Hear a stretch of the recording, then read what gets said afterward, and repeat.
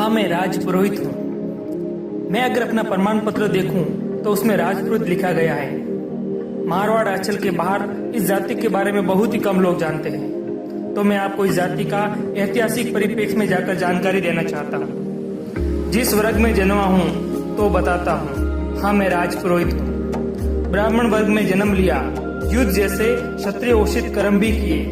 एक अनोखी जाति हूँ जिसमें ब्राह्मण के गुण और क्षत्रियों के कर्म दोनों स्थापित हैं। खान पान में मांस मदिरा से मैं सदा दूर रहता हूँ, पर मारवाड़ में ऐसा कोई युद्ध नहीं लड़ा गया जिसमें मेरी सहभागिता न रही हो।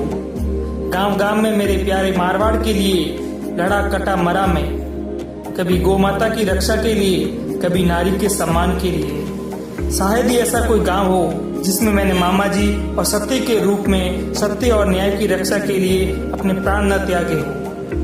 मैं कभी राजा तो नहीं रहा, लेकिन राठौड़ सत्ता जोधपुर में स्थापित हुई उसमें मेरा योगदान रहा, जो आज भी स्वर्णिम अंकों में अंकित हैं। राठौड़ों के आदि पुरुष राव सिंह जी के साथ राजपुरोहित देवपाल जी बनकर आया, जिसका राठौड़ सत्ता स्थापन में योगदान रहा। कभी प्रताप सिंह बनकर गिरी सुमेल के युद्ध में अप्रिम शौर्य दिखाकर राम मालदेव का माथा ऊंचा किया। कभी दलपत सिंह बनकर धर्मत का युद्ध औरंगजेब के खिलाफ लड़ा। जिस प्रकार में लड़ा उसको याद करके तत्कालीन महाराज जसवंत सिंह भी फूट फूट कर रोए। कभी केसरी सिंह बनकर अहमदाबाद युद्ध में मारवाड़ की ओर से लड़ते हुए महाराज अभय सिंह जी को विजयश्री दिलाई। कभी गुमान सिंह बनकर राजा मान सिंह के प्राण बचाए, उस पर चले बाहर को खुद के ऊपर लेकर प्राण त्याग दिए, लेकिन मारवाड़ का मान कायम रखा। कभी बीकानेर में वीर जगराम सिंह बनकर बीकानेर की रक्षा की। उसके बाद उनके राज परिवार का विवाह मेरे आशीर्वाद लेकर ही संपन्न होता है। वैदिक काल की बात करें तो मैंने ब्रह्मवंशी दधीशी बनकर संसार की रक्षा हेतु अपनी हड्डियां दान तक दे दी।